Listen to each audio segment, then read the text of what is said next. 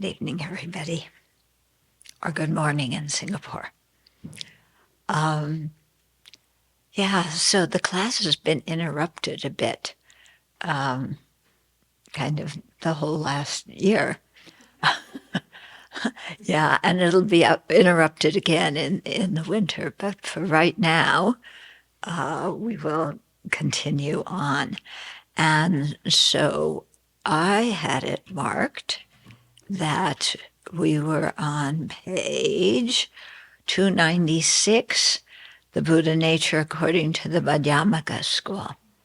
Okay, so I thought actually to review the last two paragraphs in the preceding section, because one of them talks about activities to stimulate our Buddha nature, and then the other talks about the other Chittamatra school that says there's one final vehicle, whereas one of them says there's three final vehicles, the other one says there's one. And so just to remind you of what that means again. But first, let's start some silent meditation, generating our motivation, and then we'll get into the teaching.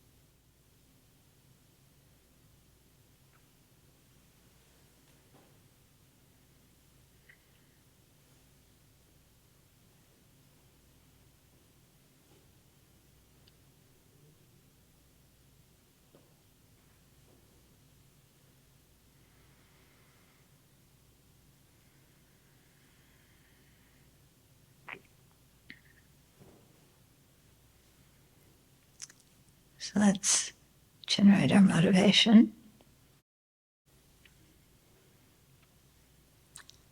And I think for all of us, deep in our heart, we really respect the bodhicitta. We want to become bodhisattvas.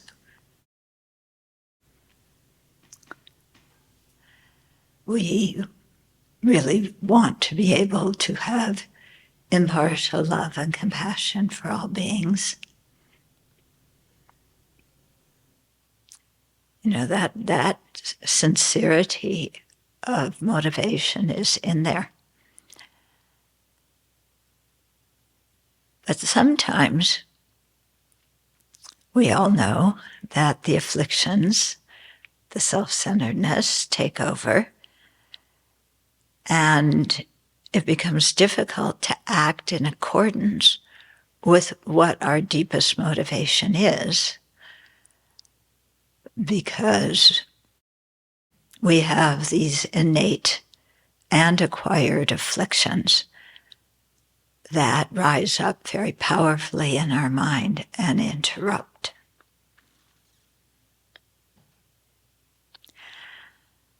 So part of our practice is always about checking our motivation and, as much as possible, bringing our mind back to what our deepest, sincere motivation is.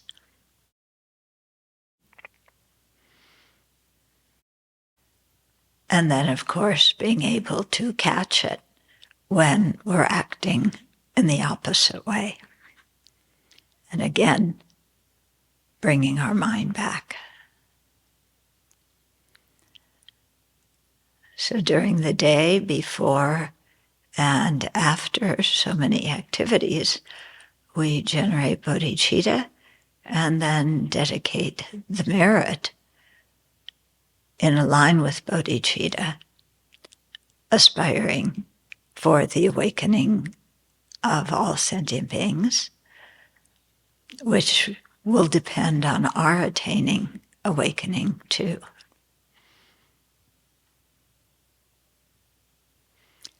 So with this kind of long-term motivation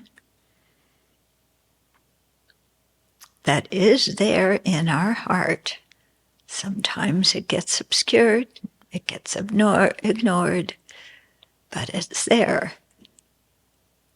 Then let's call it up again and make that our motivation for sharing the Dharma this evening.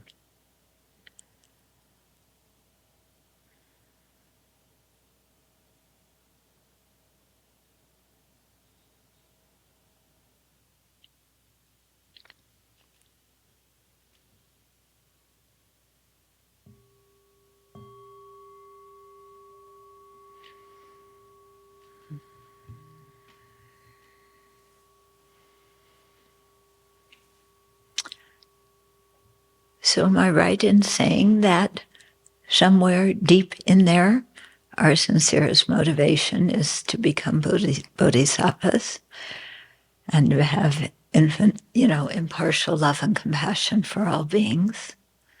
That's there, isn't it? Yeah. And we try and remind ourselves of it repeatedly, many times during the day. And then what happens in terms of our speech and our physical actions during the day? And the mental intentions that motivate those actions. Bodhicitta gets a little lost, doesn't it? And then we wind up acting opposite to what our deepest wish is. Yeah, and this happens again and again and again. And sometimes people may call us on some bad behavior that we have, and we get angry. Why are you pointing that out at me? Actually, when people point out our mistaken behavior, what they're really saying is, deep down, you have this very beautiful motivation, and right at this moment, it's not manifest and you've lost it. So, wake up and bring your mind back. Don't fall into being hypocritical. Yeah. So do you find situations in your life like this? Yeah. And it's so funny that people point things out and we get offended. Instead of hearing what they're saying is, you have this beautiful motivation, and right now your afflictions are preventing you from acting in accord with this beautiful motivation. So wake up. Yeah? It would be an interesting way to train our mind to hear every time somebody's called us on our behavior. Wouldn't it? Yeah? And every time we did something that's kind of strange. Like I heard that, because Sunday we're having we're inviting all of our hosts from when we were, I was going to say in exile, and well, it was a kind of exile, and then I was going to say in excavation. No, in evacuation. Yeah, we're inviting them all up. And I heard that when, so we can celebrate and thank them. And then I heard that when somebody said, okay, who wants to work in the kitchen and prepare the food, hardly anybody raised their hand to volunteer to do that. And somebody even said, well, let's get the guests to do the cooking.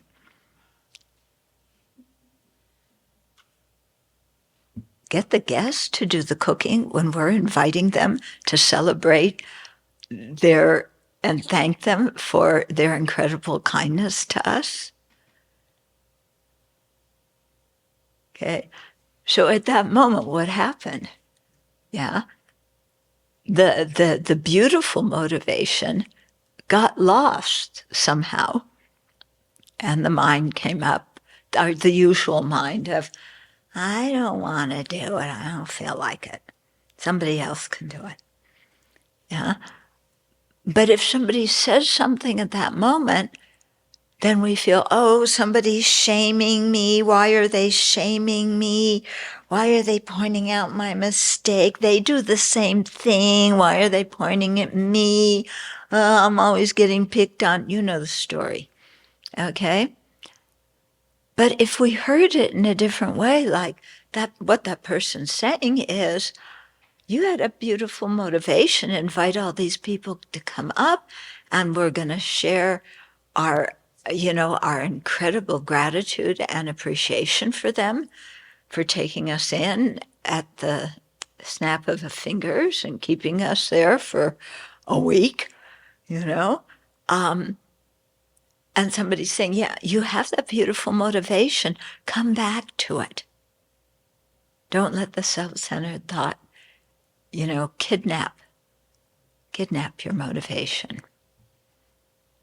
Okay. So you're getting what I mean? It would be a good way to learn to hear when people comment on things. Yeah. We usually don't do that. Yeah. We get offended, and then we try and explain ourselves. Well, the reason I said that the guests should cook the food is, well, I forgot that we were inviting them as guests. And anyway, they come up here and have nothing to do. And I work at the Abbey, and I work so hard. And so why should I also have to cook? Yeah. Is that, when that kind of thing goes on in our mind, is that in line with our deepest motivation? Hello? No, it's not, is it? Yeah. So you have to keep, coming back and renewing our motivation. I was very touched when Venerable Guoyi, somebody also told me that this story, that she, or maybe she said it when I was here, I can't remember, but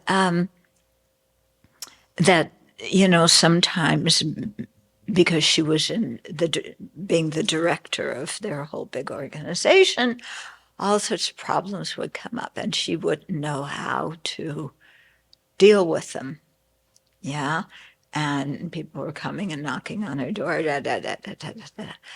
And what did she do when she felt like, oh, my teacher put me in this position and it's so difficult, and why do I have to be like this, and what did she do? She didn't fall into that. She went to the Buddha hall and prostrated, as an act of humility, and said, to the Buddha, I'm sorry, my practice, hasn't advanced to the point where I can handle these things yet. And when I heard that, I thought that was so beautiful. Yeah, because she didn't get down on herself and criticize or, make excuses. It was, what she said, bowing to the Buddha in the presence of the Buddha, is, right now, I wish I could act in that way and solve these problems and be patient throughout the whole thing. But right now, my practice isn't up to the point where I can do that. And I thought that was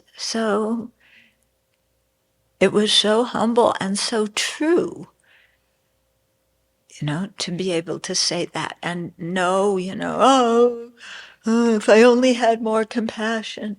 That's what I used to do. It's like I compare myself to my teacher and, oh, I'm so selfish. If I only had more compassion, I could do this and this and that. And that way of reacting kind of clouds the mind and makes more problems in the mind. Yeah. Rather than trying to purify at that moment. Okay, so let's remember our motivations. And we will forget them, and we will act opposite to them. Yeah, and we will renew our motivations and come back and learn. Yeah. Okay, so let's just review this little bit at the end on page 295 at the bottom. Okay. So our Buddha, this is said by the Chitta Mantras, but it applies equally to the Madhyamakas. Our Buddha disposition may be impeded from manifesting when great attachment or strong afflictions overwhelm our minds, and when we are too busy to be interested in spiritual practice or don't see the faults of the afflictions. So we all have experienced all of that. Thinking our actions lack an ethical dimension and experiencing hindrances such as illness, poverty, or strong karmic obstructions also prevent our disposition from developing. Okay, so sometimes it's internal obscurations, sometimes it's external hindrances. Yeah. So, don't, when your mind starts acting like that, just realize, the Buddha and the great masters know about that. They point it out in the text. This is not something new, like we're the only sentient being who's ever done that. Yeah. Certain activities can stimulate our Buddha disposition, learning and reflecting on teachings, living in an environment that is conducive to practice, and abiding near our spiritual mentor or sincere practitioners. So sometimes, we just say, what can I do to improve my practice? This is it. Yeah, look at the bottom of page 295 and you'll remember. Okay. Generating the aspiration for virtuous qualities, restraining our senses, abandoning non-virtue, receiving monastic ordination, purifying obscurations, and so on, also invigorate our Buddha disposition. Okay, so that's how to, wake up our Buddha nature. Yeah. So relying on the Lotus Sutra and the Tathagata Garbha Sutra, the Chittamatra reasoning proponents and all Madhyamikas assert one final vehicle. All sentient beings can enter the Bodhisattva vehicle and attain Buddhahood. Okay, so that's common to the Chittamatra reasoning proponents and the Madhyamikas. The Chittamatra scriptural proponents, or Yogacarya, sometimes is another name, Yogacarya scripture proponents, they say there's three final vehicles, meaning that somebody has the Buddha nature to be either a Shravaka Arhat, a solitary realizer Arhat, or a Buddha. And then it also talked about those who are indefinite in lineage. We went through that, didn't we? And then those, I can never say the name, Ikachichichu. It means the people whose Buddha nature is broken and won't attain Buddhahood. Okay, so that school asserts that. Yeah, the reasoning Shinamana reasoning components, the Madhyamika say, no, everybody can become a Buddha. So there's one final vehicle, meaning the vehicle that takes you to full awakening. Okay. The Sublime Continuum by Maitreya and Asanga's commentary on it speak of 4 types of people whose Buddha nature is defiled in that they are not yet ready to enter the Bodhisattva vehicle, engage in the 2 collections of merit and wisdom, and progress on the path to full awakening. So who's not ready yet? First group, worldly people who are infatuated with samsaric pleasures. Sounds like us before we met the Dharma. Yeah. And it sounds like many of our old friends or family members. Yeah. So this is where they're at. Yeah. It takes some time to awaken their interest. Okay, so they're one group. Yeah.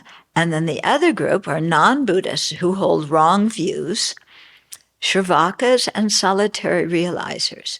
So the non-Buddhists who hold wrong views, their Buddha nature is defiled, not permanently, but just in terms of they're not ready yet to enter into the path to Buddhahood.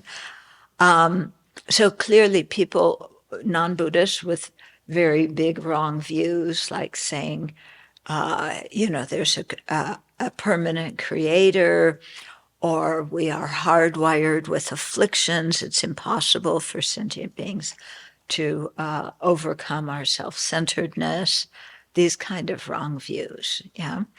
So those people, and then also the Shravakas, the hearers, and the solitary realizers. So those are practitioners who are aiming to attain arhatship. Yeah. So because their motivation is to attain arhatship, not full awakening, we say that their Buddha nature is still, defiled. It's covered. Yeah. Our Buddha nature probably depends on when you catch us. Yeah, sometimes, it's alive and awake, and other times our Buddha nature is, I don't know where, involved in some kind of mental wandering, fantasizing, wasting time kind of thing. Okay. So they also discuss, these 2 texts, discuss the specific obscurations that block these sentient beings and explain their antidotes. And that's going to come later when we talk about the 9 similes for Buddha nature. And in this case, Asanga writes from a Madhyamaka viewpoint that holds that all sentient beings have the Buddha nature. So sometimes Asanga writes from the viewpoint of the Yogacarya scriptural opponents, and other times as a Madhyamika. Okay. Now, it isn't because he can't make up his mind. Yeah. It's that, because you find this, and, also with Vasubandhu, sometimes he writes according to the Vaibhasika viewpoint, sometimes the Satantrika viewpoint, sometimes more advanced viewpoint. It's because they're writing for different audiences. Okay. Now, next section, Buddha nature according to the Madhyamaka School. So the topic of Buddha nature, or Gotra, there's a lot of different Tibetan words that are translated as Buddha nature. Yeah, Gotra is one of them. So the topic of Buddha nature is found in the Perfection of Wisdom Sutras, okay, in the Ornament of Clear Realization, in Sublime Continuum, or Uttamara Tantra is another name for it. And that's by Maitreya, and it's commentary by his disciple Asanga.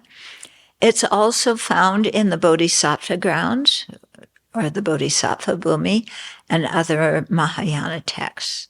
So the Tathagata Sutra and the Nirvana Sutra, both of these are very prominent in Chinese Buddhism. Yeah, they speak of the Buddha essence using a more essentialist language. As a Madhyamika, I prefer presentations that lack the essentialist meaning. Okay, so essentialist language is the language that talks about the Buddha nature as if it has its own inherent essence. So it's talking about it so that it sounds like it's something, that you grasp, that is truly existent. Okay. And you find various Buddhist traditions, that in both that follow both Yogacarya and Madhyamika, where sometimes the Buddha nature is talked about like this. But His Holiness says, as a Madhyamika, I prefer presentations that lack the essentialist meanings, like Ngok Lotsawa. He was one of the early Tibetan translators who translated the Sublime Continuum into Tibetan. In the Sutrayana context, I believe the Buddha essence primarily refers to the emptiness of the mind. Okay, so in the context of Sutrayana, he thinks it refers primarily, that doesn't mean only, but to the emptiness of the mind. The Sublime Continuum defines Buddha nature as phenomena that have the possibility to transform into any of the Buddha bodies. It is of two types, the naturally abiding Buddha nature and the transforming Buddha nature. Both exist in all sentient beings, whether or not they are on a path. When we talk about on a path or realizing a path is a consciousness. Yeah, a vehicle. When we talk about a Sutrayana, a Tantrayana, these different vehicles are also consciousnesses. So they are consciousnesses with some level of realization. So we talk about following the path as if the path to awakening is something out here and you get on it and you take a few steps and you walk and you get there. Actually, when we talk about the path, we're talking about consciousnesses, especially ones that realize emptiness. Okay. So the naturally abiding Buddha nature is the emptiness of the mind that is yet to abandon defilements and that is able to transform into the nature Dharmakaya of a Buddha. So it has two qualities, okay, the naturally abiding Buddha nature. Okay, first, it's the emptiness of the mind, but not any old mind. It's the emptiness of the mind that is yet to abandon defilements. Okay, so a Buddha's mind has abandoned all defilements, so we don't say it has the naturally abiding Buddha nature. Instead we say that it has the nature Dharmakaya, or the nature truth body, which is the emptiness of the Buddha's mind. Okay, so naturally abiding Buddha nature, the emptiness of the mind that is yet to abandon defilements, and that is able to transform into the nature Dharmakaya of a Buddha. Okay, so in a sentient being, the emptiness of the mind of a sentient being, because sentient beings' minds have yet to abandon all the defilements, they have the potential to transform into the nature body of a fully awakened Buddha. So we've talked about the 4 Buddha bodies, which can be 3 Buddha bodies or 2 Buddha bodies. The nature Dharmakaya, is it permanent or impermanent?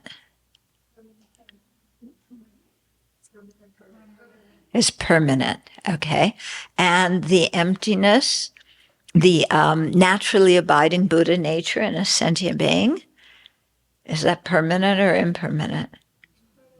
Also permanent, okay? Actually, emptiness in one, emptiness in the other, from the side of emptiness and how a direct perceiver apprehends that, there's no difference between these two emptinesses of a sentient being's mind and a Buddha's mind.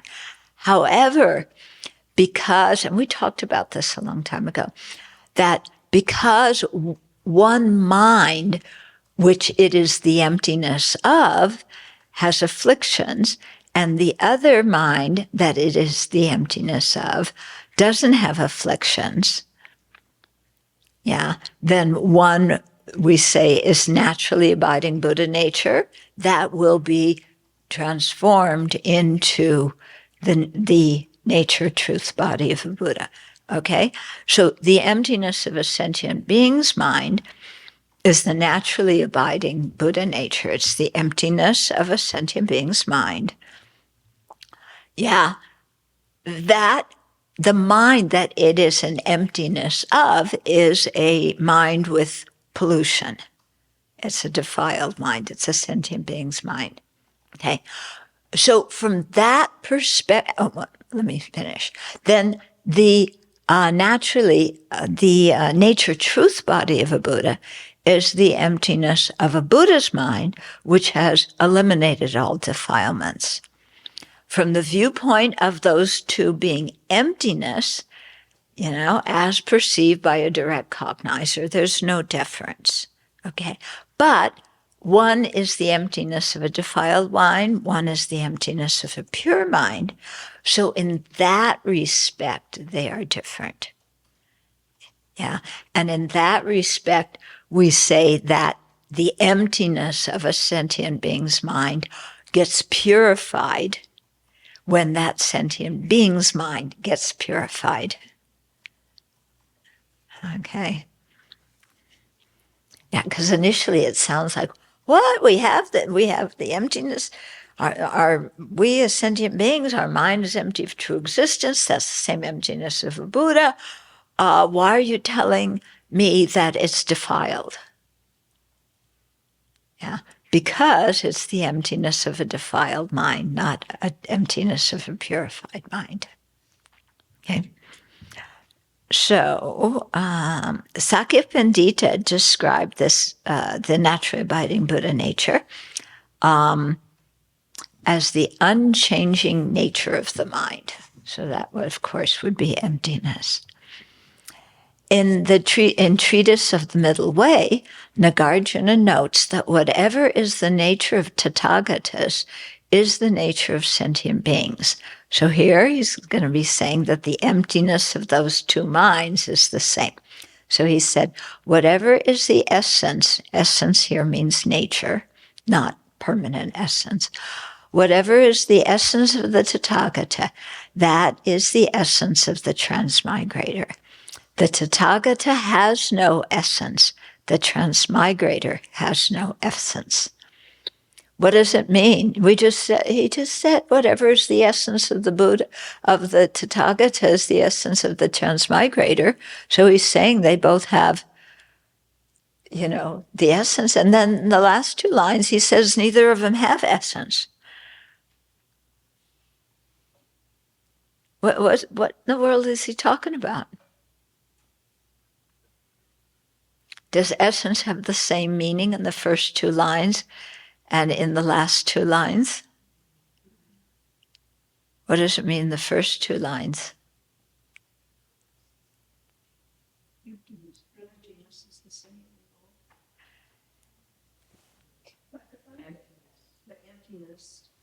Whatever is the essence of the Tathagata. There he's talking about as the ultimate nature of the Tathagata, the emptiness of the mind. Okay, that's the essence of the transmigrator, also their ultimate nature. The Tathagata has no essence. What does essence mean there? Inherent existence. Okay. So the Tathagata has no inherent existence. The transmigrator has no inherent existence. So you have to be careful when you read these verses, because sometimes the same word will have different meanings in the same verse. Yeah. So they try to write things that make you think. Yeah, sometimes you have to think a lot because you don't understand much. This empty nature of the mind is beyond the three times, past, present, and future, beyond the realms of cyclic existence, and beyond constructive and destructive karma. Okay, so the emptiness of the mind, you can't talk about it as, you can talk about it as past, present, future, yeah. But what it's saying is if you realize the emptiness of the mind, you're not thinking about past, present, and future, or which realm the mind is in, or, is that mind, is the emptiness of the mind virtuous or non-virtuous? Okay, so it's beyond that. Neither virtuous nor non-virtuous. It can act as the basis for both samsara and nirvana. Okay, so the empty nature of the mind can be the basis for samsara. It can be the basis for nirvana. Okay, what does it mean to be the basis of samsara and the basis of nirvana? Yeah, it's talking about a mind whose ultimate nature is empty, is emptiness. Yeah, that mind can be either a mind in samsara or a mind in nirvana. Yeah, because the emptiness of those two minds from the viewpoint of the emptiness and when it's perceived by a direct perceiver is the same. Okay, when we talk about the equality of samsara and nirvana, what we're talking about is both of them are empty of inherent existence, and in that way, samsara is the same as nirvana. It does not mean in the conventional way samsara and nirvana are not different. When you're in samsara, you experience dukkha. When you're in nirvana, you don't experience dukkha. There's a big difference between the two. Okay? Yeah. So here you see that the ultimate, in terms of the ultimate nature, samsara, nirvana, yeah, the ultimate nature of a mind of samsara, one in nirvana, is the same. But in terms of their conventional nature, how the minds exist conventionally, how the people exist conventionally, yeah, you don't just say, well, everything is empty, so a person in samsara is the same as a person in nirvana. It doesn't make any difference. Okay, so this kind of misunderstanding a lot of people have, and just say, oh, well, the Buddha said samsara and nirvana are the same. They're equal. Yeah, so I'm in nirvana already. Well, if that's nirvana, I'm not sure I want to attain it because, it doesn't look like it's free from all dukkha to me. Okay, so we have to, be quite careful here. The 8,000 line Perfection of Wisdom Sutra says, thus that which is the reality of all things is emptiness. Okay.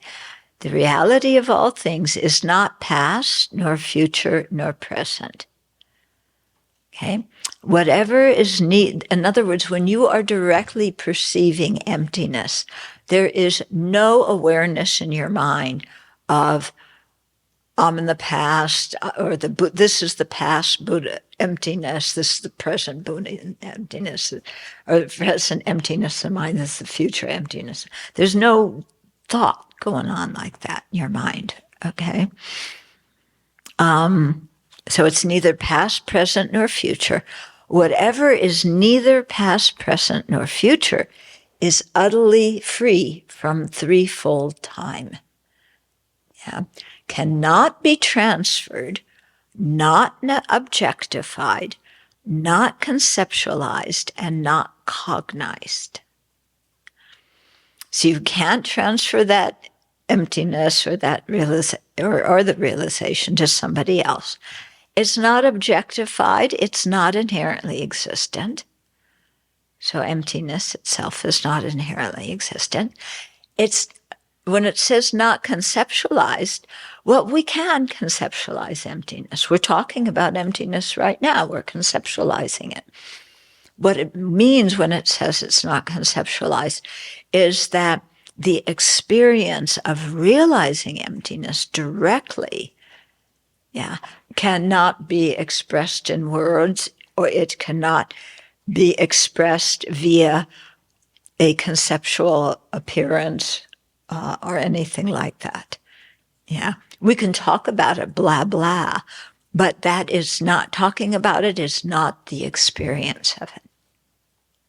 Yeah, like you can talk about chocolate chip cookies, yeah, but if you've never eaten a chocolate chip cookie, all you have is somebody's description, and they say it's sweet, but you've never had anything sweet. You don't know what sweet means. Yeah, it's not your experience. Okay, so really pointing out here, the difference between knowing something with a conceptual mind and knowing it directly. Yeah, quite different. Okay, it cannot be conceptualized nor cognized. Well, you say, but it is cognized. When somebody realizes emptiness directly, they are cognizing emptiness. Yeah, but it is not cognized as an inherently existent object. Okay, it doesn't mean it's not cognized at all. It means when you cognize emptiness, you're not cognizing it as something that's inherently existent. And this is another problem that many people have in realizing emptiness, is they say, oh, it's the ultimate nature, it must be inherently existent. And this is also the problem with translating it as absolute truth instead of as ultimate truth, because the term English in absolute means it sounds like absolute. This is it. It's independent of all other phenomena. But emptiness is dependent. Okay? It is a dependent arising. And you go, wait a minute. Emptiness, how can emptiness be a dependent arising? It isn't caused by causes and conditions. But remember that dependent arising there's different kinds of dependent arising. One is dependent on causes and condition. One is dependent on parts. One is dependent on being merely conceived and designated by mind. Okay? So the last two don't have to be, you can have the last two that are not inherently, that are permanent, whereas the first one, dependence on cause and condition, is impermanent. Okay, so the existence of the naturally abiding Buddha nature, the emptiness of inherent existence of ordinary beings' minds, means that mental defilements can be eliminated. What's the connection between the mind being empty of inherent existence and the ability to eliminate the defilements on the mind? Okay, so that's, in the book it says, why? Yeah, if phenomena existed inherently, they would be independent of everything else. Okay, something that is independent of all other factors cannot function. it cannot be influenced by other things because it's independent of everything. Yeah. So causes and conditions can change, but that can't influence something that's inherently existent. So if the mind were inherently existent, yeah, or the empty, then it could never change. We could never, get rid of the defilements. Yeah. So when we say the existence of the naturally abiding Buddha nature, the emptiness of inherent existence of ordinary beings' minds, means that mental defilements can be eliminated. Why? And here the proof is, if it wasn't like that, if phenomena existed inherently, they would be independent of everything else and thus would be able to function. Okay, so then the mind couldn't function, the afflictions couldn't function, our meditation wouldn't be a functioning phenomena. Okay, so things couldn't function, they couldn't influence one another, and they couldn't change. The fact that the ultimate nature of the mind is empty of inherent existence indicates that the mind can change. Okay, so this is actually one of the things that is used to refute inherent existence, is that if things existed inherently, they would be permanent. Yeah, they couldn't be influenced by causes and conditions, by any other phenomena. So this works very well to refute the inherent existence of functioning things, because functioning things are impermanent. So we can't say they're permanent. Are you with me? Okay. You have to go over this and think about it. Yeah. Okay.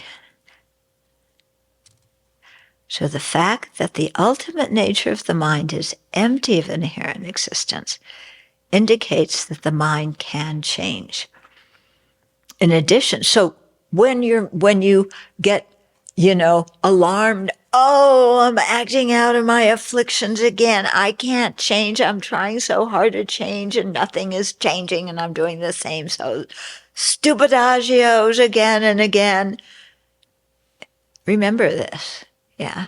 Your mind is empty of inherent existence. That means the afflictions can be eliminated. They are not an inherent part of the mind. Do you see how so often we get ourselves tied up, and the way we get ourselves tied up is often based on misunderstandings and wrong views. Yeah. Like, my mind is permanent, I can never change. Yeah. Sometimes we feel like that. But if you sit and think about it, wait a minute, I've studied Dora, I've studied low rig, I've studied this. Why am I thinking that the mind is a permanent phenomena?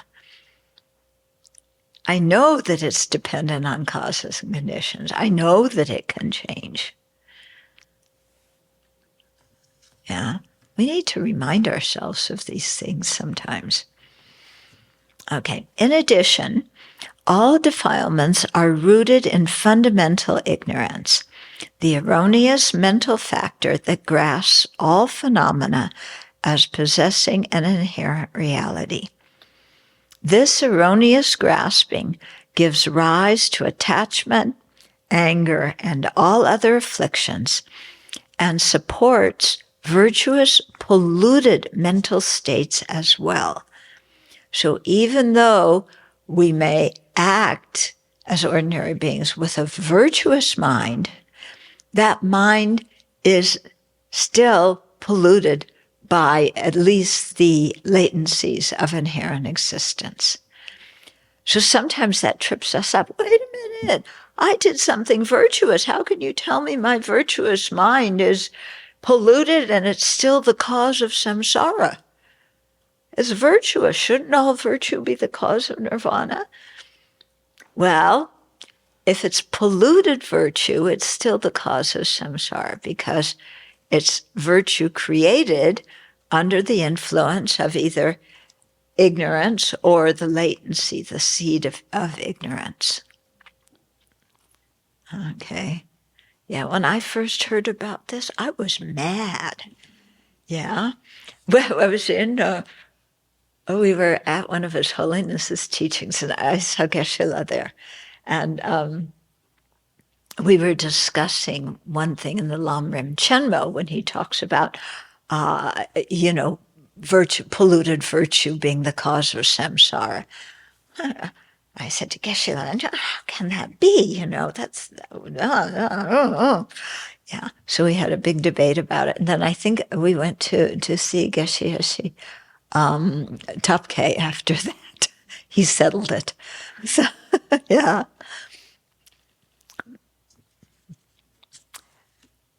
So this erroneous grasping gives rise to attachment, anger, and all other afflictions, and supports virtuous polluted mental states as well. Now this is something that it's important to spend some time trying to understand, okay? Which is erroneous grasping at true existence gives rise to attachment, anger, and other afflictions. Why? How? This is really important to think about, because if we don't understand how ignorance supports all the other afflictions, then we don't understand why we should meditate on emptiness, because we're told we meditate on emptiness because it overcomes ignorance. Yeah, but if ignorance is not the cause, of all the other afflictions, then why should we eliminate it? Okay, but we keep hearing, no, we have to eliminate it.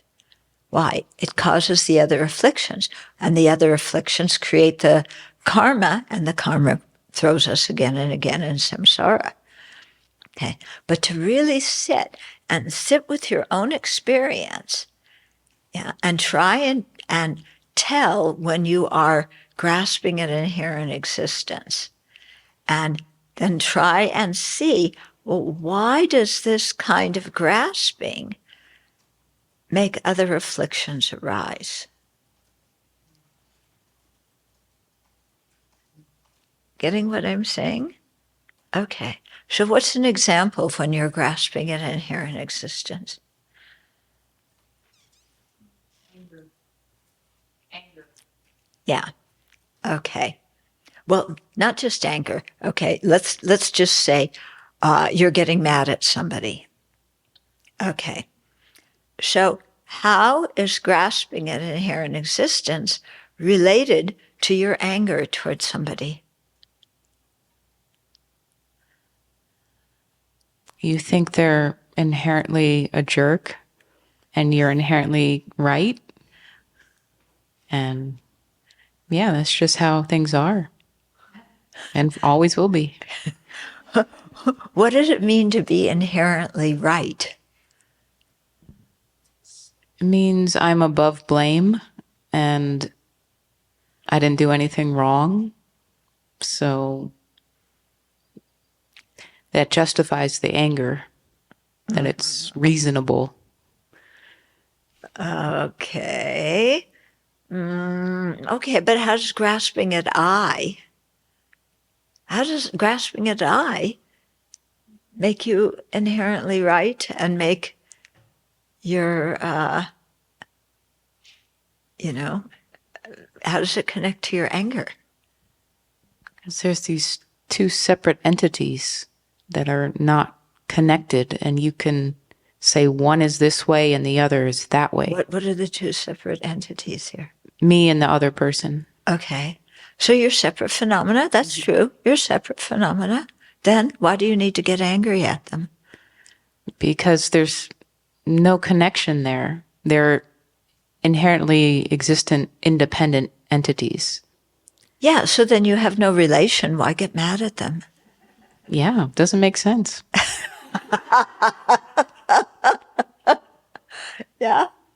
In your scenario, there's a big I that I need to protect. Yeah. And everything else flows from that. Yeah. And this, I don't want that. Yeah. This is mine. It's an independent I that is being threatened, which itself is contradictory, because if it were independent, it could never be threatened. Yeah? So even how we feel is totally contradictory to reality, because we say, I feel, that there's a me here. I feel it. That must be true. There's a me here. I mean, don't you feel that you're there somewhere, like floating around? Yeah. Do you see it here? Do you see it here? Is it in your big toe? Yeah. It's usually, some people say here. When you say here, you said here. When you're mad, so you're mad up here. Oh, so it's all just conceptual rubbish. You don't feel mad in here. You just say, I think I'm mad, I think I'm mad. I don't believe that.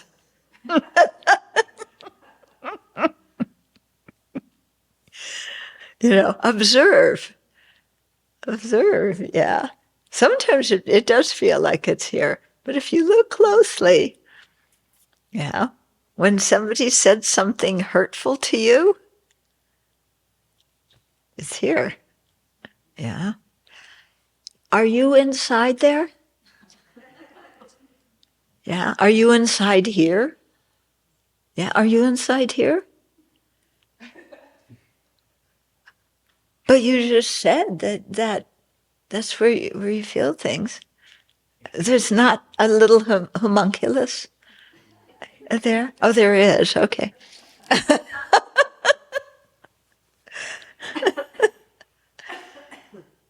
Yeah. It's interesting, isn't it? Watch when you get mad. How you, where is the I? What is the I? Even sometimes what's very interesting is if you've ever been in a very quiet environment, and then somebody just very quietly says your name. How does our mind react when we just hear somebody whisper our name in no particular tone of voice or anything? Is there a feeling of, that's me? Who? Yeah. Somebody says, what's your name? Yeah. Scheherazade. Somebody, I forget who is Scheherazade. She was a queen of something. Oh, yeah. Yeah. And I've read that when I was a kid. Okay, so somebody says Scheherazade, and inside there's this feeling, oh, they're talking about me. Isn't that interesting? Yeah. Whereas if they say another name, they say Rapunzel, you don't go, oh, they're talking about me. Yeah, unless you're trying to comb your hair. And then you can't get the comb out of the hair. Quite interesting. Watch how that happens. And then think, okay, what's the connection between that feeling of me and anger? Or that feeling of me and attachment or jealousy? So this erroneous grasping gives rise, the grasping at true existence, gives rise to attachment, anger, and all other afflictions, and supports virtuous, polluted mental states as well. From these spring our actions or karma, which cause us to take continual rebirth in cyclic existence. So this sequence is very important that you know, okay? And it's going back to the 12 links, yeah? And how from ignorance, yeah, it creates afflictions, which create the karma, which is implanted on the mind, etc., etc. Yeah, so quite important to remember that. Otherwise, if you can't figure out how ignorance connects to afflictions, connects to karma, connects to dukkha, then what are you doing in your practice? What are you trying to realize, and for what reason? Yeah. Cultivating insight into the true nature of reality, emptiness, initiates the process of undoing this causal chain. With the development of the wisdom that directly perceives reality, reality being emptiness or suchness, this ignorance can be overpowered and completely eradicated from the mind.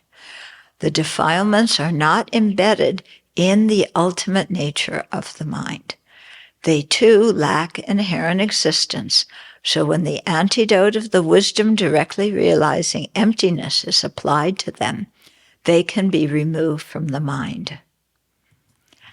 So when we usually think of our afflictions, they seem very solid.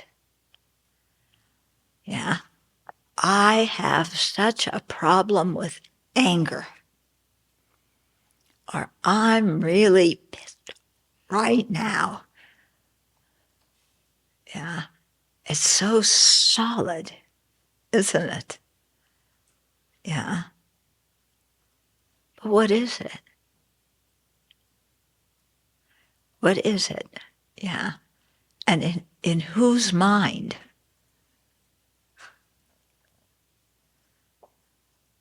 Yeah.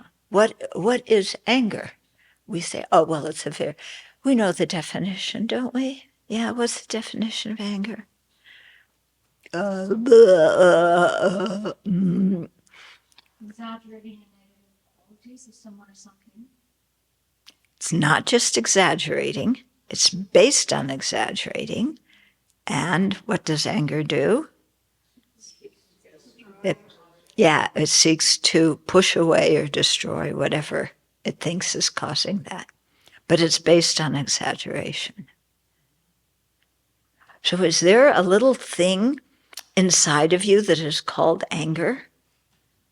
It's in like one of those nice little boutique bottles. Yeah, and it's called anger. And so whenever somebody, pricks that little boutique bottle, then the essence of anger comes pouring out and pollutes the whole environment, and Venerable Losang runs away because it smells awful. And everybody else runs away with him. Yeah? Is that what anger is? Yeah, spend some time when you're angry and just, what is anger? Can you draw a line on it? Is it a particular color? Does it have a certain weight? Oh, that's why I'm overweight. My anger, I have too much anger, and my anger weighs a ton. Yeah.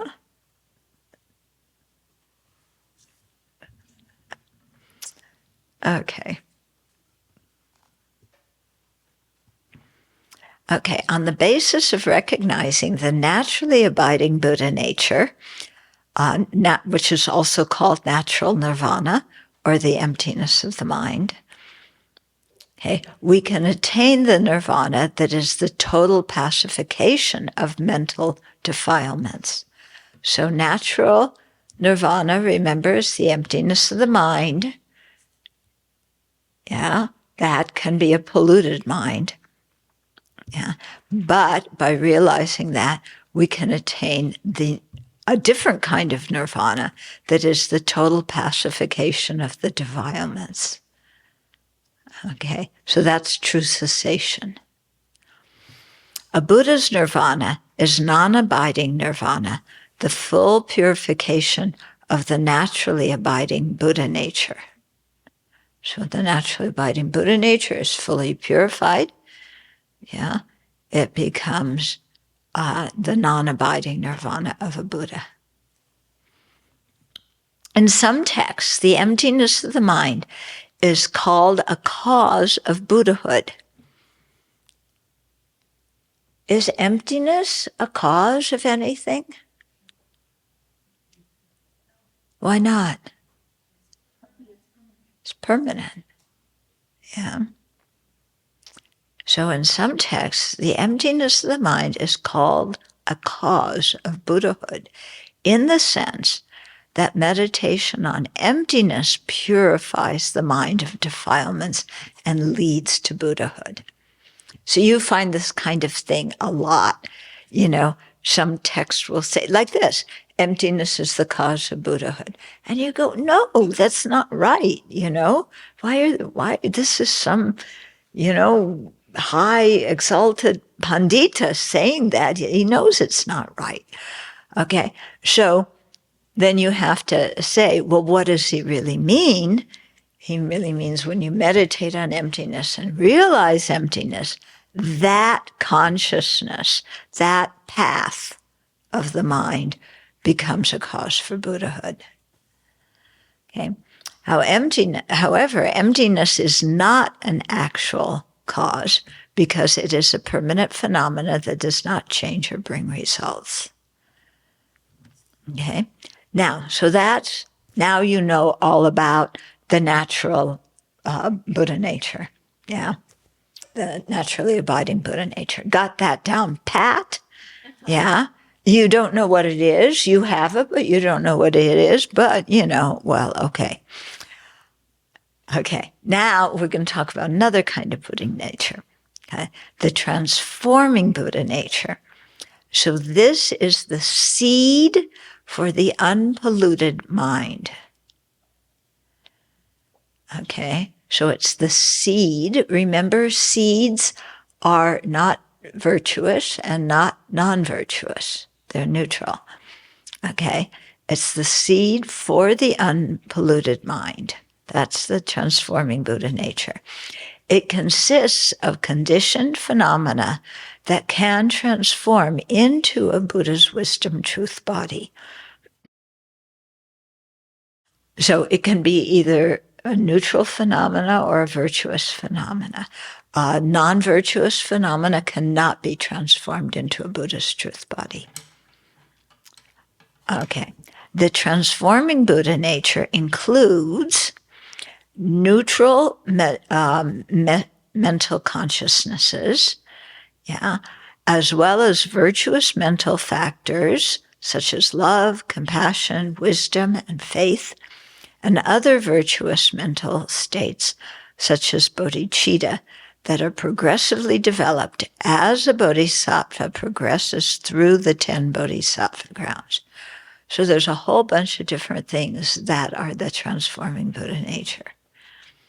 So when you get mad at yourself and say, I don't have the Buddha nature, I'm never going to become a Buddha.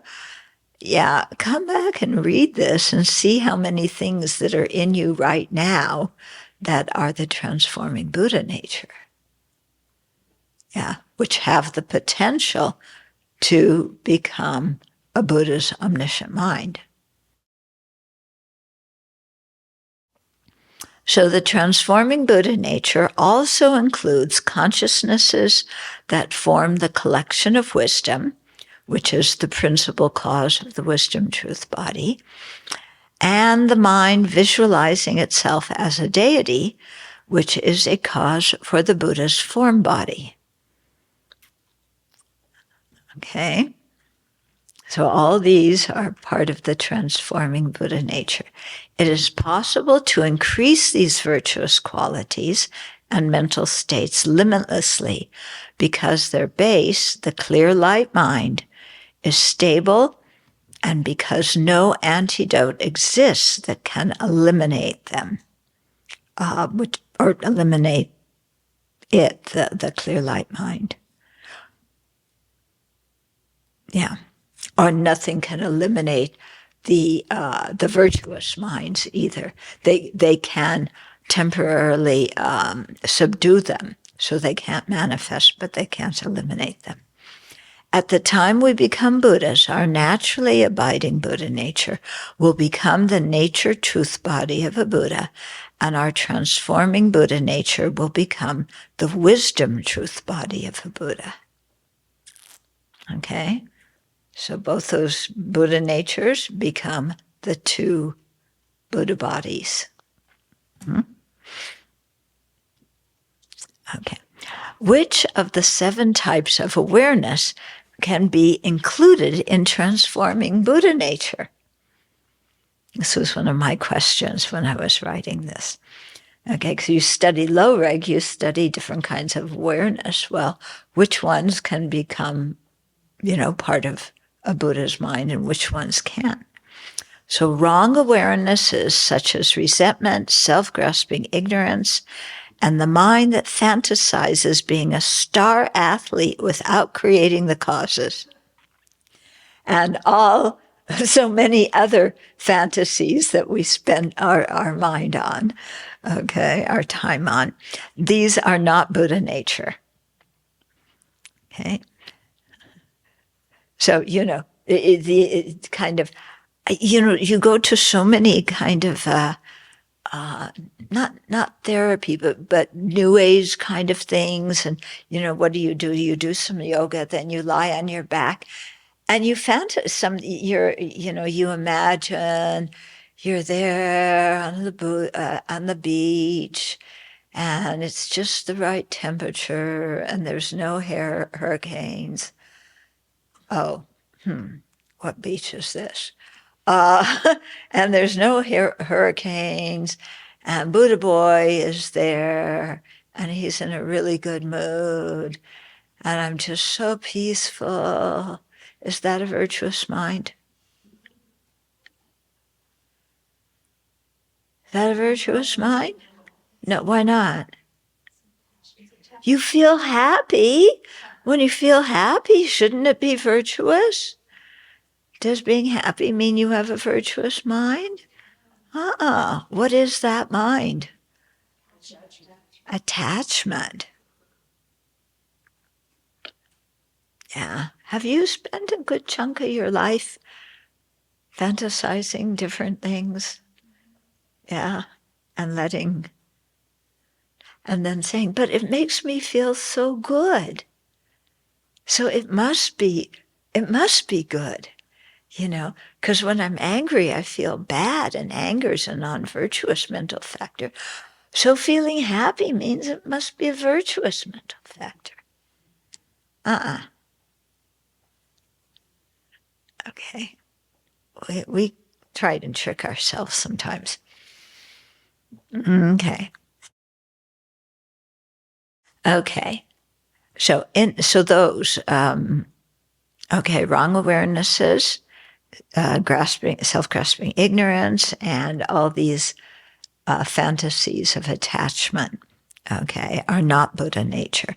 Similarly, when you are anxious and you start fantasizing the worst case scenario and all these horrible things that are going to happen to you, how many of you have minds that go fairly quickly to the worst case scenario? It's just going to be, the Buddha hall is going to vanish into empty space. After we put in so much energy and spent so much money, it's just going to vanish. I know. Yeah, what's going to make it vanish? I haven't gotten to that part of the fantasy yet. But something will make it vanish. Yeah. Say that into the microphone so these people know. Yeah, just anything happen to not like that day. That just can, yeah. My boss gave me a dirty look. Oh, that means I'm going to get fired, and I don't have very much savings. I have enough to buy 500 pizzas, but, by Tuesday, I'm going to be out of money and on the street, with my shopping cart, but my shopping cart will be empty, And then what am I going to do? All my old friends from school are going to walk by and see me on the street. And instead of feeling sorry for me and inviting me to live in their palaces, they're going to say, "What happened to you?"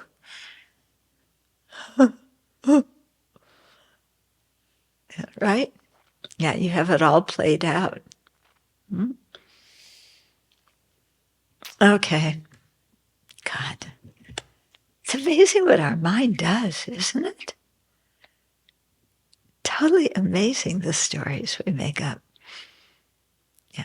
And just because when you leave and there's no Buddha hall there, I didn't make it disappear. And neither did your thinking that you would. Okay. So inattentive awarenesses are not Buddha nature because they don't correctly know their object. So if they don't correctly know their object, their continuum cannot become the mind of a Buddha. Okay? Correct assumptions, doubt inclined to the correct conclusion, inferential cognizers, correct mental direct perceivers, and subsequent reliable cognizers, all of these are transforming Buddha nature. Okay, what's an example of a correct assumption? Let's see if you remember your low wig. What? You have what? You have Buddha nature. Okay, so that's a correct assumption. Yeah. What is an example? You don't know it for sure, but it is correct. Okay, doubt inclined towards a correct conclusion. What's an example of that? Even though I can't turn my mind away from affliction this moment, I can if I continue to practice. So I'm kind of doubting in the moment that I can turn it, but if I remember, I can apply certain things, and then at some point it will turn. Yeah. It depends how you say it, whether it's going to be a correct assumption or a doubt. Yeah, if you say, at this moment, I don't know if I can change my mind. Yeah. Yeah, that could be doubt. It could be, a correct assumption. Usually they phrase doubt as, well, maybe I can turn my mind, but maybe I can't. But a positive doubt would be, I think I can. Yeah. Okay. What's an example of an inferential cognizer? There's a fire over there because there's a lot of smoke. That how you figured out that we were in trouble a few weeks ago? Yeah, there's fire because there's smoke. Okay, what is an example of a correct mental direct perceiver?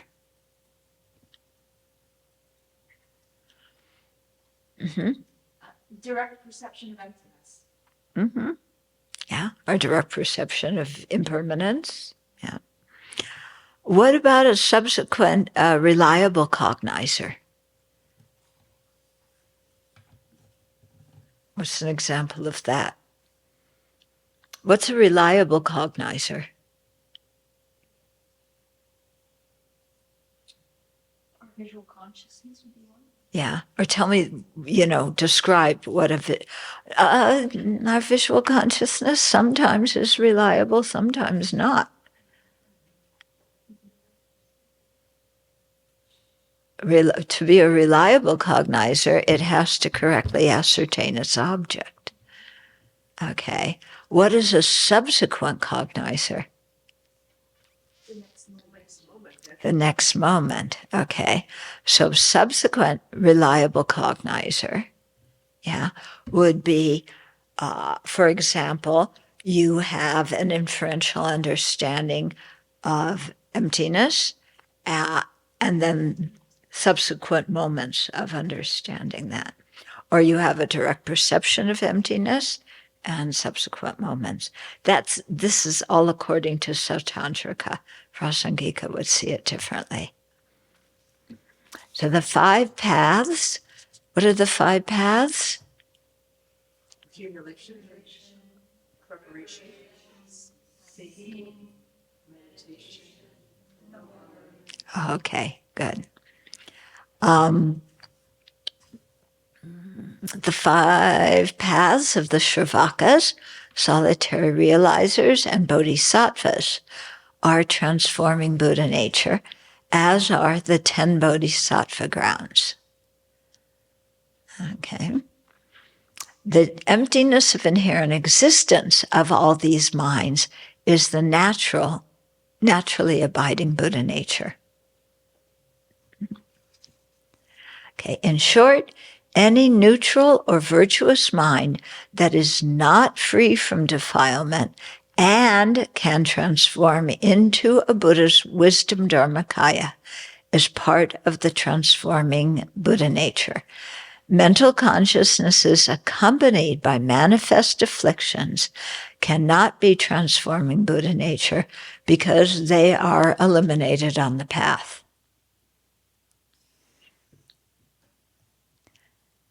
Okay. Let's do the next paragraph. As neutral or virtuous states of mind, the transforming Buddha nature consists of impermanent phenomena. As the emptiness of the mind, the naturally abiding Buddha nature is permanent. These 2 Buddha natures are one nature. Okay, now what does one nature mean? It doesn't mean they're the same thing. Okay? Although they are not exactly the same, one cannot exist without the other. So at some time in their existence, they both have to exist. Yeah. So only the emptiness of neutral and virtuous consciousnesses can be the naturally abiding Buddha nature, because only the neutral or virtuous consciousnesses that are their bases are the transforming Buddha nature. So to be a naturally abiding Buddha nature, it has to be the emptiness of a mind that is the transforming Buddha nature. Okay? It sounds like a bunch of complicated words, but it's not. Yeah? Okay. So being one nature, it comes up a lot. Yeah? And in the case of a mind stream and the a mind and the emptiness of the mind, yeah, the 2 are not the same. Mind is impermanent, its emptiness is permanent. Okay, so they're not the same phenomena. But the mind, yeah, cannot exist without the emptiness of the mind existing. And the emptiness of the mind cannot exist without a mind existing that it is the emptiness of. So that's what's meant by Buddha, by one nature. Sometimes they say one nature means what is it? Wait a minute. Nominally different. One. Yeah, well, yeah, they say one entity, but nominally different. So it's like saying one nature, but nominally different. Yeah. But that, yes, they're not to be one nature, you do have to, at some point existing at the same time and have different names at least. But that doesn't really, that's true, but it doesn't really get to it. Emptiness and the mind that it is empty of inherent existence of. Yeah. Yes, those two are different phenomena, and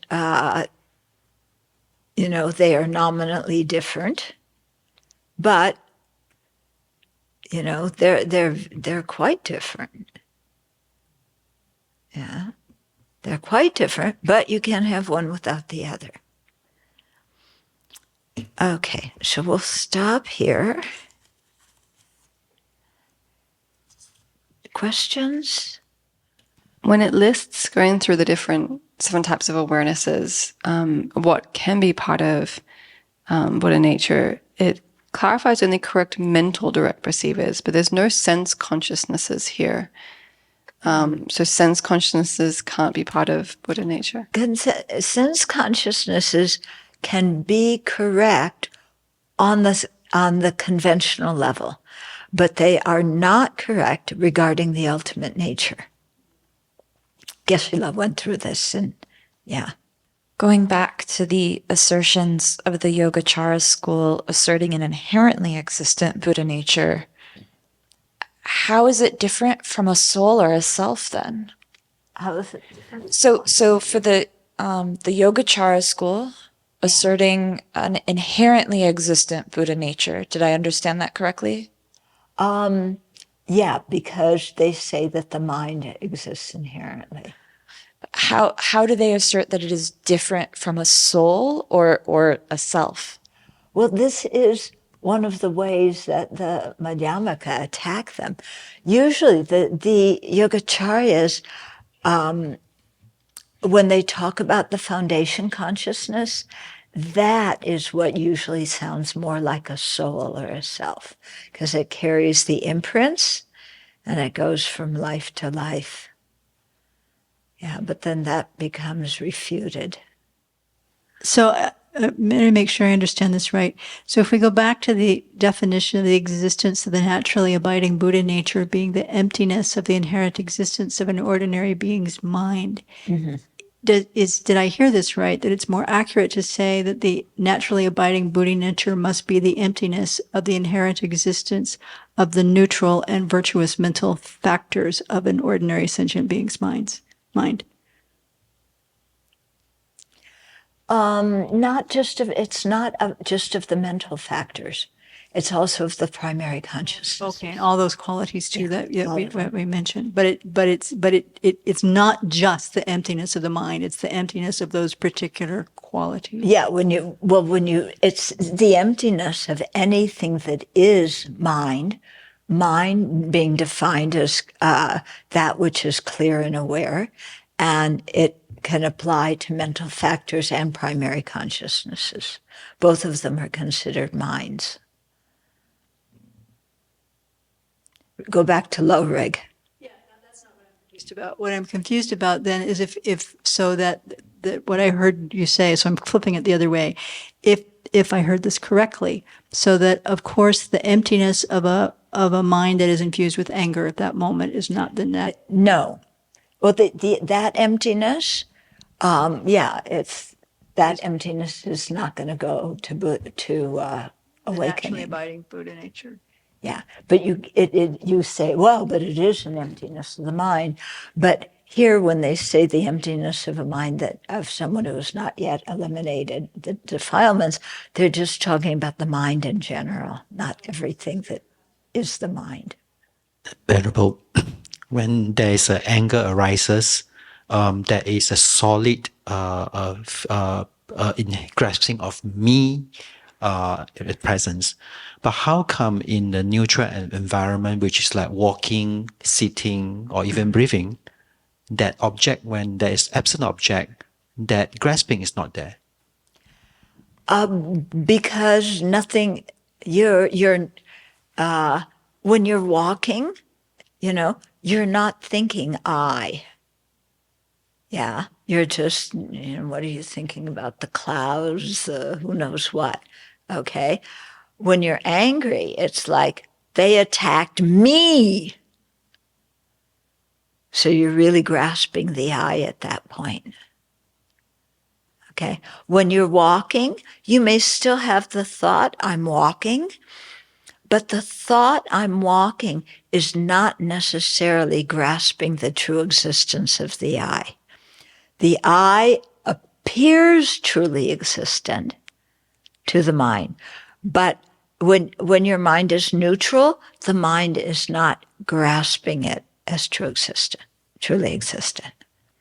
And actually, when we grasp true existence, that is not a negative mind, because we can also grasp the true existence of when you're making offerings. Look at me, I'm offering these beautiful things to the Buddha. So there's grasping at true existence then, but it's a virtuous mind.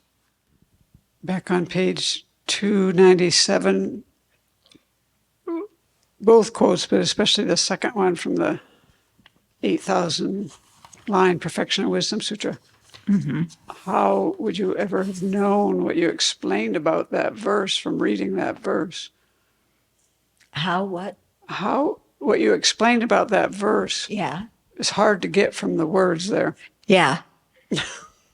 That's true.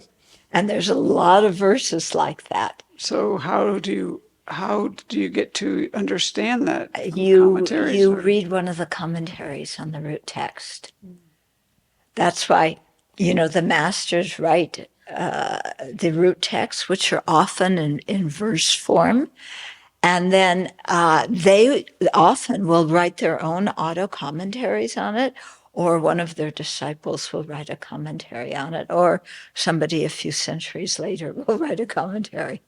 And you really need to depend on the commentaries to understand a lot of these things. Although some people, who kind of understand the material before can, figure it out. But if you haven't, then yeah. Would the Madhyamaka say that arhats have fully purified their naturally abiding Buddha nature? They haven't fully purified it, no, because they still have cognitive obscurations. Okay, let's dedicate. Who's dedicating? When you say I'm dedicating, do you feel like a strong I'm dedicating? Or is there just I'm dedicating? Or is there like, oh, I created so much virtue, I'm dedicating? Yeah, look at how the I appears in different circumstances.